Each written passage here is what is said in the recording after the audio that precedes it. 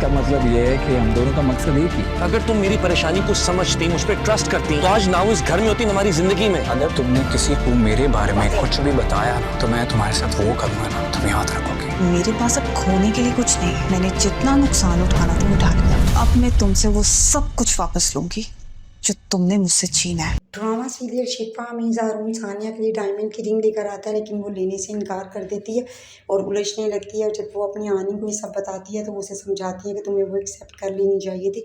इसी तरह से तो तुम किरण से छीन सकती हो ज़ारून को, यही तुम्हारी ताकत है। वो तुमसे मोहब्बत करता है और अब तुम उसे इनकार नहीं करोगी, उसके साथ लंच या डिनर पे जाओगी जैसा उसने तुमसे कहा है।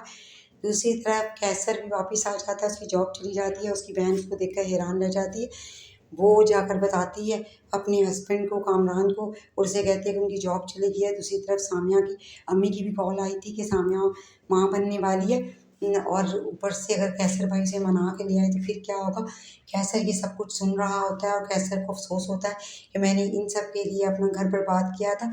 और कैसर को इमरान समझाता है कि अब भाभी को ले आएँ, तो वो कहता है कि मैं भी यही सोच रहा हूँ, लेकिन इस दफ़ा सामिया भी कैसर के साथ इतनी आसानी से वापस नहीं आएगी, क्योंकि वो हर दफ़ा दुबकारी जाती है और कैसर उसको मनाने की कोशिश करेगा। दूसरी तरफ फसी और लाइबा वापस आ जाते हैं और लाइबा अपने घर वालों से मिलने के लिए आती है और उसकी अम्मी उससे उसका हाल अहवाल पूछती हैं और लाइबा बताती है कि मैं किरण भाभी से मिली हूँ, उनको गिफ्ट देने के लिए गई थी।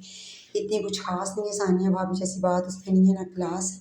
लेकिन उसकी अम्मी उससे कहती है कि अपने से कम हैसियत बहू ही सही रहती है। तो फंसी हुई सानिया को टीज़ करता है और कहता है कि आखिरकार तुम इस घर में वापस आ ही गई, मुझे खुशी हुई तुम्हारे लिए। और उससे पूछता है कि दूसरी बीवी का रवैया तुम्हारे साथ कैसा है ज़ारून की।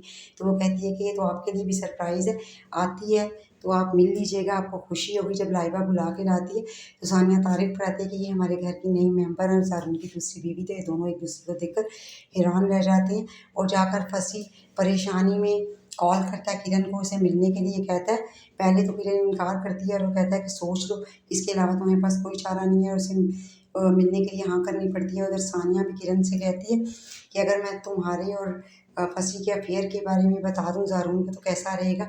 और किरण डर जाती है और उसे कहती है कि ये बेशक मुझसे रिंग ले लो बेशक, प्लीज़, लेकिन ऐसा मत करना। और सानिया कहती है मैं तो तुमसे सब कुछ वापस लूँगी जो कुछ तुमने छीना है। और फंसी जब मिलता है ज़ारून से तो ज़ारून बताता है कि सानिया अब तक मुझसे नाराज़ है। वो उसे कहता है कि तुम दूसरी बीवी के आगे पीछे फिरो तो वो खुद ही तुम्हारी तरफ माइल हो जाएगी। और फिर ज़ारून ऐसा ही करने लगता है, वो किरण को अहमियत देने लगता है। और किरण भी तन के खड़ी हो जाती है सानिया के सामने और कहती है कि मर्द को तब तक उस औरत से मोहब्बत होती है जब तक उसे हासिल ना कर ले जिसे वो पसंद करता है, और अब तुम हासिल हो चुकी हो और मर्द की मोहब्बत पे तो वैसे भी एतबार नहीं करना चाहिए। सानिया इस सोचने पे मजबूर होती है और वो ज़ारून के साथ डिनर पर जाती है, लेकिन ज़ारून से ज़्यादा बातचीत नहीं करती। ज़ारून जैसे ही उसका हाथ थामने लगता है तो वो हाथ खींच लेती है। ज़ारून उसको समझाता है कि देखो, अगर तुम मेरी परेशानी को समझती और मेरी बात सुनती तहम्मुल से, तो आज वो ना हमारी ज़िंदगी में होती और ना इस तरह से हम एक दूसरे से दूर होते। और सानिया जाकर घर ये बातें सोचती है और ज़ारून भी डिनर से आने के बाद बहुत अपसेट होता है। उधर किरण मिलने के लिए जाती है फंसी से और फंसी उसे बताता है कि देखो, मैं सिर्फ सानिया को तड़पाना चाहता हूँ, उसे तंग करना चाहता हूँ जो कुछ उसने मेरे साथ किया। और किरण कहती है कि मेरा भी मकसद यही है, मैं भी उससे बदला लेना चाहती हूँ। और फंसी कहता है कि फिर तो हमारा मकसद दोनों का एक ही है। लेकिन किरण बताती है कि उसने मुझे धमकी दी है कि मैं तुम्हारे और फंसी के बारे में सब घर वालों को बता दूँगी। इस पर फंसी कॉल करता है सानिया को, उससे कहता है कि अगर तुमने कुछ भी बताने की कोशिश की तो अच्छा नहीं होगा। लेकिन सानिया की बाज़िद होती है, वो कहती है कि मैं करके रहूँगी।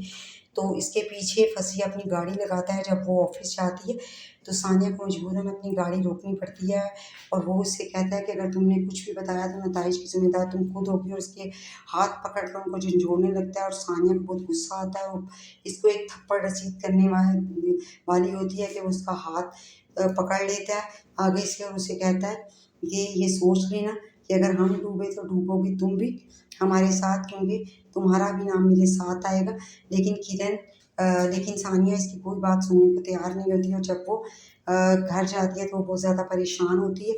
तो वो फंसी से बात करने के लिए उसके कमरे में जाती है, लेकिन वो बात करने की हिम्मत नहीं कर पाएगी क्योंकि फंसी भी देख रहा है होता है कि सानिया कुछ अपसेट है, उधर किरण जो है वो ये सोचती है कि मैं ऐसा क्यों ना करूं कि मैं इन दोनों के अफेयर की खबर, सानिया और फसी के अफेयर की खबर फैला दूं सब में, और इस तरह ज़ारून खुद ही इसे इस घर से निकालने पर मजबूर हो जाएगा।